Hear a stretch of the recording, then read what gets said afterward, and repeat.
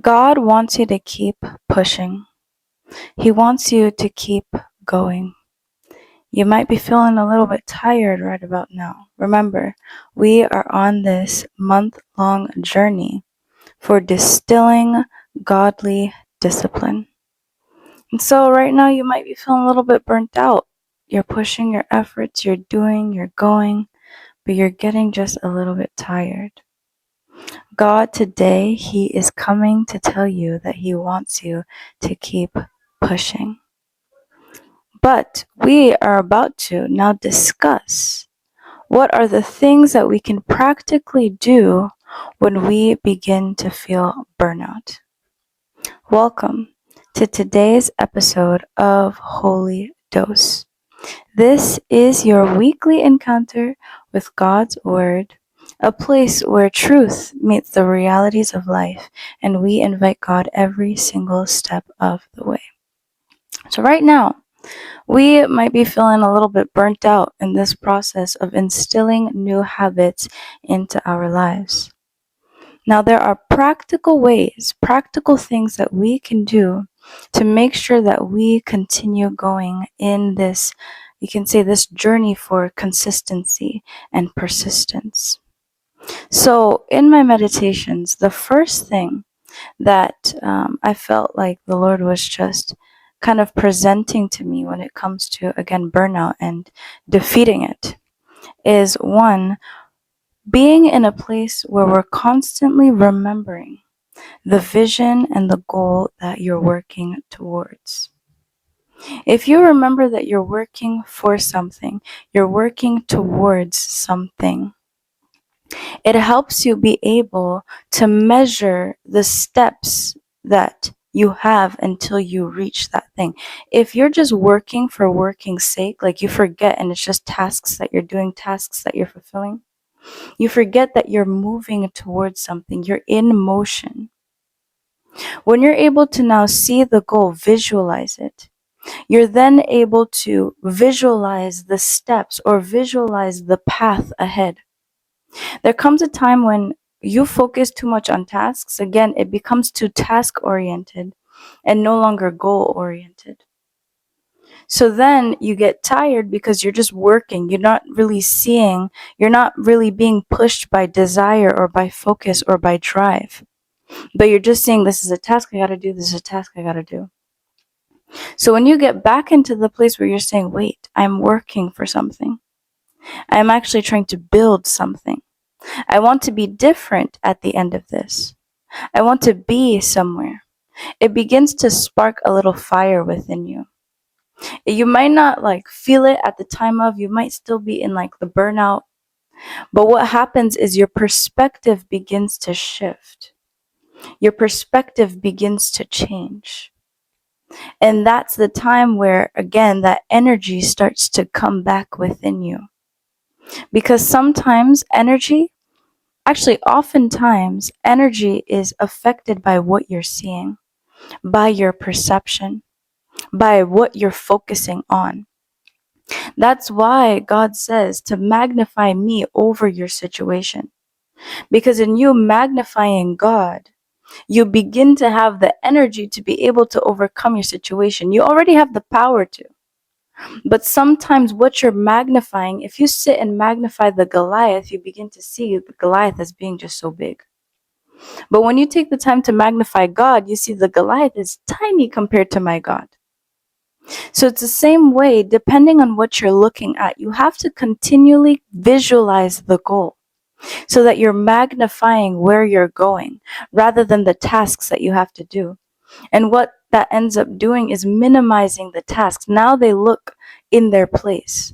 Now it looks achievable because I'm looking towards the goal. There's a desire that has been birthed and burned within me to continue pushing because I see what I'm going for. It's realizing or realigning your priorities and your perspective. So that's one. Always have the goal in mind. Remember what you're working towards and what you're fighting for. Two is to switch your, maybe you can call it your pursuing, from being about the structure and accomplishing the tasks and the performance, and switching it to being about relationship, about presence.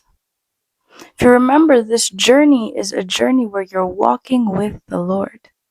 His presence is with you even as you're accomplishing the tasks, even as you're doing the things that you're doing. So when you begin to look at the tasks as opportunities to have a deeper relationship with the Lord, or opportunities to relate with Him more, this is a task that I'm doing with Him. We get to talk, we get to fellowship, I get to hear His mind, I get to walk and release this burden and share this burden with Him. It begins to become a journey of presence instead of a journey of performance. Then you can actually genuinely like the things that you're about to do, because what you're looking forward to is not just getting the task accomplished, but it's in experiencing the presence that you're going to when accomplishing the task. That's when you enter into the place where you're actually just enjoying the journey right here, right now, because you have the gift of God's presence right here, right now. So you've been able to look at the vision, the goal, you see what you're working towards, but then you realize that there's little pleasures along the way, and that pleasure being the relationship that you're entering into with the Lord, the presence that you're now seeking. So when you begin to shift the things that you're doing from performance, I'm just trying to perform and get this task done and get this done and get this done, but begin to see it as, now it's the presence that I'm going. When I go to do that task, I'm working with someone, I am relating with someone. And the way God does is that He continues to like put little treats along the way, because He wants you to actually enjoy the journey. He begins to put little revelations. Now when you're working in this, you'll see a little part of me. Now when you're doing this, you'll receive a little bit of a revelation about me, because you're working with me. So that ends up being like what you're pursuing, again, over performance. So it's kind of in line with shifting your perspective. Now, number 3, and I have my notes down, that's why I look down at times. So number 3 is to make sure you're incorporating rest in your schedule. Now, we've made a schedule, we are following the schedule, but it is super important for you to understand that rest is also part of the schedule. You need to put time, block out time where you intentionally pursue rest. And I'm saying intentionally. There's times where you can blot out time for rest, but then you just fill it with a whole bunch of things. And then you're not actually rested, and then you have to get back into working. But because you're not actually rested, you're just pushing along, like having to exert more energy. But you have to begin to realize or begin to see rest as part of the structure, part of the journey of accomplishing. It's important for you to rest so that you can be your most productive self. And when you're resting, you take the time to intentionally rest. What is the thing that I've got to do that truly gives me rest? And again, I don't mean like just scrolling on social media. That's not rest. Maybe finding the time in the break just to be quiet, just to meditate, just to release. If it's going for a walk, you go for a walk and you get your mind off of what you were working on, what you were doing, and you just think about something else. Be in a different place. Sometimes that even might be taking a nap, y'all. Sometimes you have to schedule in your nap time if that's what rest looks like for you, so that you can literally switch yourself off and then now go back into doing what it is that you have to do. Now feeling rejuvenated, now feeling like you have call it like reshifted or reprioritized your mind. You've allowed your mind to be at 0, and then now you can begin to move again. I'm forgetting the word, but like begin to move again. So rest is super important. And it's something that, again, it's like a task. I want to put it like it's a thing you have to make sure that you're doing. Rest as part of the actual schedule. You have this and this time to do nothing. It's part of my schedule. So that is number 3. Then we go to number 4.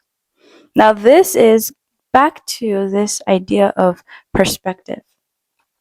You have to remember, right? The daily small tasks that you're doing to just remain faithful. So 1, you've seen the larger vision.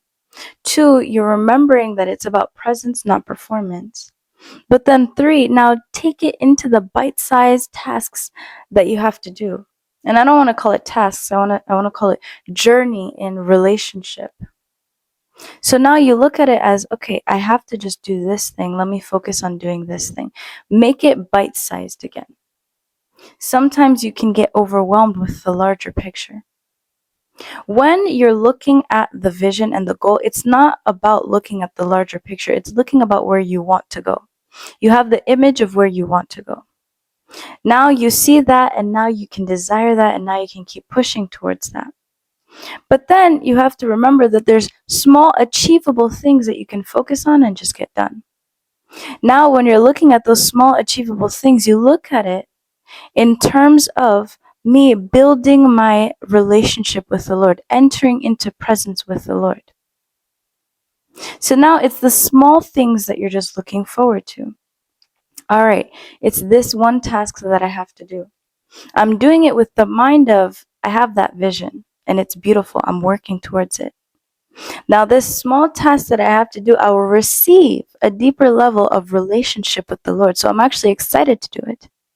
But then you can also now see that it is accomplishable because it is just a small act of being faithful. A small act of being faithful in your relationship with God towards the vision that you're working towards. So you see how it all comes in together. As you're shifting slowly the way that you're looking at your journey, then energy begins to be inspired because now there's actual desire. Oftentimes when we enter into a place of burnout, it's because we're losing the stamina, we're losing the desire. So what we have to do is replenish the desire with our perspective. And when I say desire, I mean like the actual joy, the actual like excitement that you have to do a thing.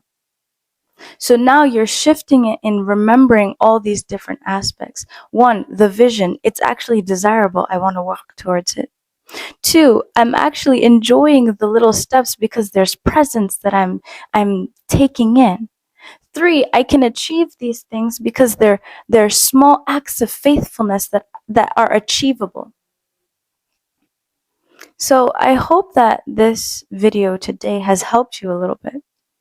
If you're in this process and you are just feeling a little bit burnt out, I hope that it's helped you to change your perspective. Because that is, again, some of the main things that we battle in our walk with Christianity, our walk with discipline, our walk in consistency, even when it comes to just our prayer life. It's all about this perspective thing that we just have to keep hammering. So I pray that you are encouraged, and I just want to close this podcast with a word of prayer. Heavenly Father, I just want to thank you so much. God, I just want to glorify you for the word that you have spoken, the energy that you have released, for us to be able to continue to be diligent in the work that you have given unto us.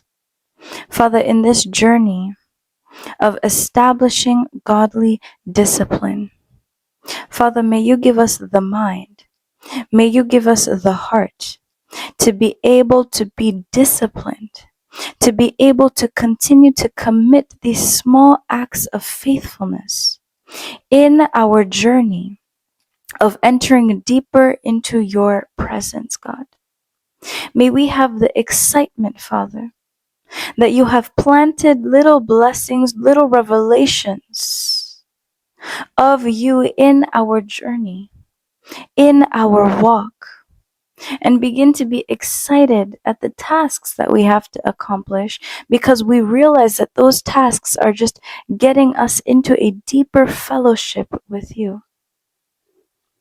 And so, Father, may you energize us in this day. May you energize us in this journey with this revelation. And Father, I pray that every single thing that is an outcome of the walk that we're walking, that you receive all the glory and all the honor for it all. So, Heavenly Father, we glorify you. God, we worship and adore you, and we love you. May you take all the glory. In Jesus' mighty name, we have prayed. Amen and amen. God is so good, and He loves us so much and so dearly.